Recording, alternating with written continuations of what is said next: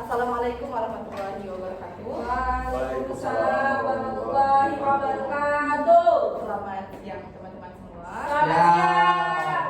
Dan terhormat Pak Mujib selaku dosen pengampu mata kuliah Pancasila dan yang saya hormati teman-teman yang berada di ruangan. Nah, kami dari kelompok 1 akan membahas tentang Pancasila dalam arus sejarah bangsa Indonesia. Sebelum memasuki materi, perkenalkan saya Leni Almafira selaku moderator, dan di samping kanan saya ada Hendri Novianto, di sampingnya ada Khairunisa, dan yang terakhir ada Minggu Silvinus, dan mereka adalah sebagai pemateri. Nah, di sini kami akan menyampaikan beberapa materi yang dirangkum, yaitu ada konsep dan urgensi, yang kedua ada kajian, yang ketiga histori, sosiologis, dan politis, yang keempat dinamika dan tantangan, yang kelima esensi dan urgensi. Nah, untuk materi pertama akan disampaikan oleh Khairunisa. Kepada Khairunisa, silakan. Oke, baiklah, di sini ada konsep dan urgensi Pancasila, yaitu akan membahas tentang periode pengusulan, perumusan, dan pengesahan dari Pancasila. Oke, pada pengusulan pada tanggal 28 Oktober 1938, para pemuda sudah mengusulkan bagaimana momen untuk kemerdekaan suatu negara. Perumusan Pancasila sendiri pertama kali dilakukan pada tanggal 29 sampai tanggal 1 Januari. Sidang pertama yaitu membahas tentang pokok dasar negara. Sidang kedua membahas tentang 5 butir gagasan, yaitu Pancasila itu sendiri, yaitu nasionalisme, internasionalisme, mufakat atau demokrasi, kesejahteraan, dan ketuhanan yang berkebudayaan. Selanjutnya, yaitu periode perumusan. Di sini pada 10 sampai 19 Juni 1945 disetujui naskah awal pembukaan umum dasar, yaitu di sini sebagai piagam Jakarta yang memiliki alinea keempat. Yang pertama ketuhanan dengan kewajiban menjalankan syariat Islam bagi penduduk pemeluknya, kemanusiaan yang adil beradab, kesatuan Indonesia, kerakyatan yang dipimpin oleh hikmat kebijaksanaan dalam permusyawaratan perwakilan. Yang kelima, keadilan sosial bagi seluruh rakyat Indonesia. Yang pada awalnya ini disebut Piagam Jakarta atau pembukaan hukum awal, hukum dasar, kemudian menjadi pembukaan Undang-Undang Dasar 1945. Oke, di sini kemudian pergi ke periode pengesahan Pancasila. Pada bulan Agustus banyak momen-momen dalam pengesahan Pancasila itu sendiri, yaitu 12 Agustus para pemimpin dipanggil untuk membahas tentang kemerdekaan. Ini oleh BPUPKI. 14 Agustus Jepang menyerah kepada sekutu tanpa syarat. Terus 15 Agustus pemimpin kembali ke Indonesia disambut para pemuda yang mendesak kemerdekaan. 16 Agustus kesalahpahaman antara pemuda dan para petinggi, yaitu mereka diculik di Rengas Dengklok. 17 Agustus dicetusnya proklamasi kemerdekaan Indonesia. 18 Agustus sidang PPKI menentukan menegaskan posisi bangsa Indonesia itu sendiri. Terus 29 Agustus dibentuknya KNIP, yaitu Komisi Nasional Indonesia Pusat. Selanjutnya, nah, di periode pengesahan Pancasila ini, rumusan Pancasila pembukaan undang-undang sebagai berikut: ketuhanan yang Maha Esa, kemanusiaan yang adil dan beradab, persatuan Indonesia, kerakyatan yang dipimpin oleh hikmat kebijaksanaan dalam permusyawaratan perwakilan, dan juga yang kelima, keadilan sosial bagi seluruh bangsa Indonesia, bagi seluruh rakyat Indonesia. Nah, pada 1950 dilaksanakannya pemilu pertama kali, yaitu pada tahun 1955 untuk membentuk dua perwakilan, yaitu Badan Konstituante dan juga DPRD. Nah, pada beberapa anggota memilih 50-50 antara keislaman ataupun juga memilih tentang Pancasila. Nah, ketentuan ini diselenggarakan melewati voting ataupun pemilihan, tetapi selalu gagal karena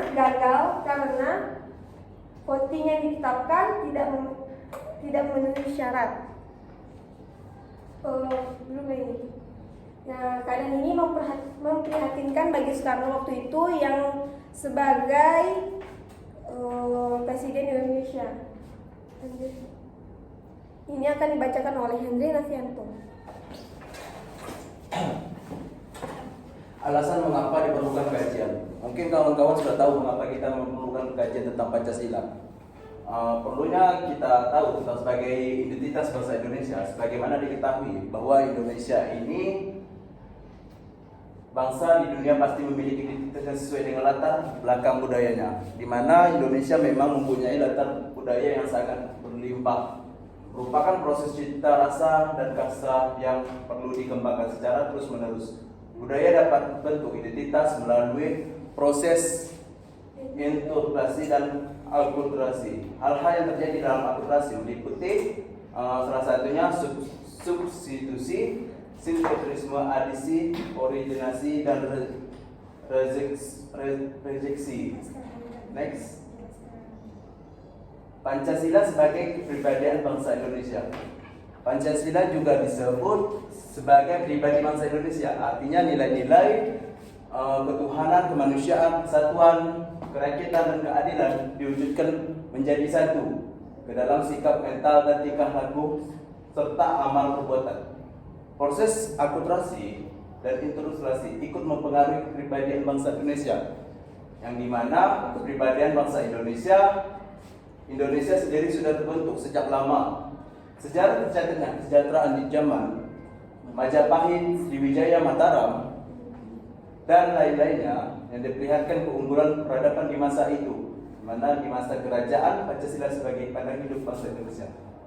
Pancasila dikatakan pandangan hidup bangsa, nilai-nilai ketuhanan, kemanusiaan, persatuan, kerakyatan, dan keadilan, diyakini kebenarannya, kebaikannya, keindahannya, dan kegunaannya, dijadikan sebagai pedoman kehidupan bermasyarakat dan berbangsa dalam kehidupan nyata di Indonesia.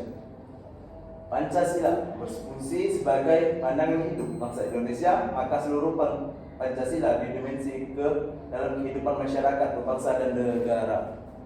Next, Pancasila sebagai jiwa bangsa. Di mana kita tahu di mana sini, di mana Pancasila juga disebut sebagai pedoman bangsa juga, sebagai dikatakan konsensus bahwa setiap bangsa mempunyai jiwanya masing-masing yang dinamakan Polgis Pancasila sebagai jiwa bangsa lahir bersamaan dengan lahirnya bangsa Indonesia. Pancasila telah ada sejak dahulu kala bersama adanya bangsa Indonesia. Pancasila sebagai perjanjian luhur.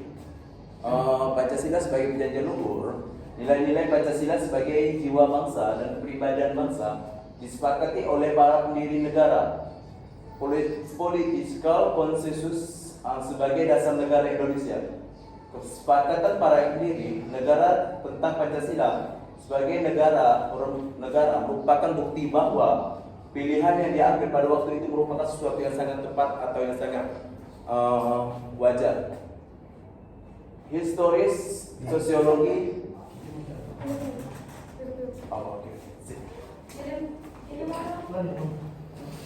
Oke, jadi yang ketiga ini ada historis, sosiologis, dan politis. Yang itu memenuhi nilai-nilai dari Pancasila. Yang pertama ada historis, nilai-nilai yang ada Pancasila dalam agama, kepercayaan kepada kekuatan supranatural maupun ritual-ritual keagamaan lainnya. Di sini konsep hidup di dunia dihubungkan dengan Tuhan, kelompok sosial seagama dan seiman dalam bentuk ritual-ritual yang akan menjadi adat istiadat sebagai sejarah yang ada di Indonesia. Terus sosiologis adalah nilai-nilai Pancasila secara sosiologis telah ada dalam masyarakat Indonesia dari dulu hingga sekarang. Nah, bahwa kebiasaan hidup bersosial juga kita tanamkan kepada diri kita maupun kepada masyarakat lainnya, yaitu bergotong royong membersihkan kampus, baik berupa saling membantu maupun gotong royong dalam membayar pajak. Nah, ini juga termasuk ke dalam sejarah-sejarah yang telah ada di Pancasila. Yang ketiga ada politis, nilai dasar Pancasila dan pengamalannya bangsa Indonesia ditemukan di pedesaan pola hidup bersama yang bersatu dan demokratis. Nah, demokratisnya di sini contohnya pemilihan ketua RT, mengumpulkan masyarakat untuk menentukan suara siapa yang akan dipilih menjadi ketua RT nantinya. Oke.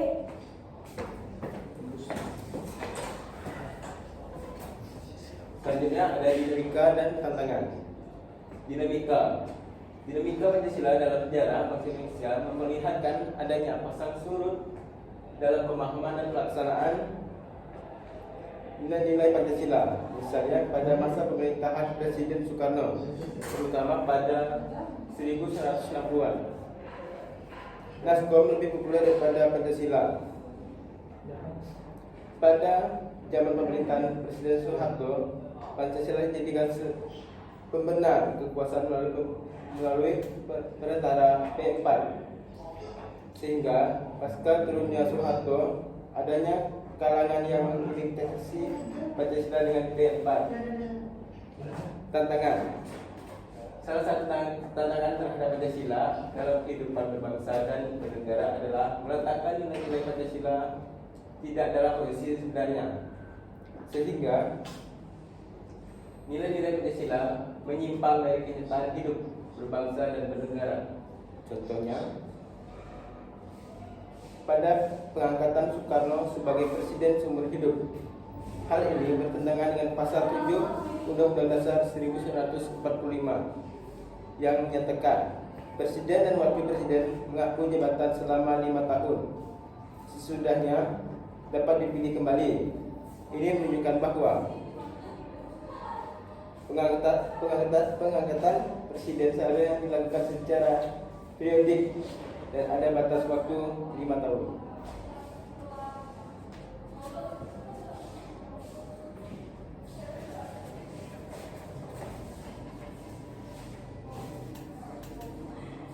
Selanjutnya, esensi dan urgensi.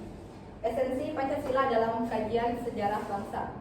Pancasila pada hakikatnya merupakan physiologis ground flag, yang artinya filsafat negara, dan Weltanschauung yang artinya pemahaman. Sebagai sebuah filsafat bangsa, Pancasila merupakan cerminan pemikiran kritis serta mengandung sebuah pandangan hidup dan nilai berpikir dari sebuah ideologi. Sebagai ideologi, Pancasila memuat gagasan terkait bagaimana seharusnya bangsa Indonesia mengelola kehidupannya. Nah, Pancasila sebagai pandangan hidup bangsa mengandung unsur-unsur sebagai berikut: nilai-nilai agama, budaya, dan adat. Budaya, Pancasila memiliki nilai yang tercipta, hak dan kewajiban agar terwujudnya masyarakat yang majemuk. Nah, nilai-nilai ini merupakan aplikasi dari semboyan kita, yaitu Bhinneka Tunggal Ika, yang dimana maupun apa agamanya, sukunya, adatnya, serta kepercayaannya berbeda-beda tetapi tetap satu jua. Nah, untuk urgensi Pancasila dalam kajian sejarah bangsa Indonesia, pada tanggal 1 Juni 2008, waktu itu ada hasil data dari Kompas yang menyatakan bahwa pengetahuan masyarakat tentang Pancasila merosot secara tajam, yaitu sekitar 48,4%, yang dimana rata-rata umurnya yaitu umur 17 sampai 29 tahun, dimana mereka tidak tahu bahkan tidak hafal terhadap Pancasila. Nah, 42,7% salah menyebutkan sila-sila Pancasila, dan 60% responden berusia 46 tahun ke atas salah menyebutkan sila-sila Pancasila. Hal ini sangat disayangkan oleh Ali pada tahun 2009 bahwa dengan adanya Pancasila itu bahkan kalah dengan semangat nasional mereka terhadap Pancasila. Nah, yang kedua, pentingnya Pancasila dalam sejarah bangsa Indonesia dikarenakan hal-hal sebagai berikut. Yang pertama, mengidentikan Pancasila dengan ideologi lain. yaitu di mana bagaimanapun upaya yang dilakukan untuk mengganti Pancasila sebagai ideologi, tetapi tetap Pancasila lah pilihan terbaik yang sesuai bagi bangsa Indonesia. Nah, yang kedua, penyalahgunaan Pancasila sebagai alat justifikasi kekuasaan rezim tertentu. Nah, pada masa itu Pancasila dijadikan sebagai alat untuk membenarkan aksi yang bercirikan KKN, yaitu korupsi, kolusi, dan nepotisme. Nah, di mana hal ini sangat bertentang jauh pada ideologi yang terbuka dan dinamis untuk bangsa Indonesia itu sendiri. Nah, yang ketiga, melemahnya pemahaman dan pelaksanaan nilai Pancasila dalam kehidupan berbangsa dan bernegara, yaitu pendekatan ini masih belum dipahami dan diamalkan dengan baik dalam kehidupan bermasyarakat dan kehidupan sehari-hari, sehingga dapat menyebabkan disintegrasi bangsa. Sehingga perlu adanya kesadaran diri dari diri sendiri dan masyarakat dan lingkungan sekitar agar terwujudnya cita-cita dan bangsa Indonesia.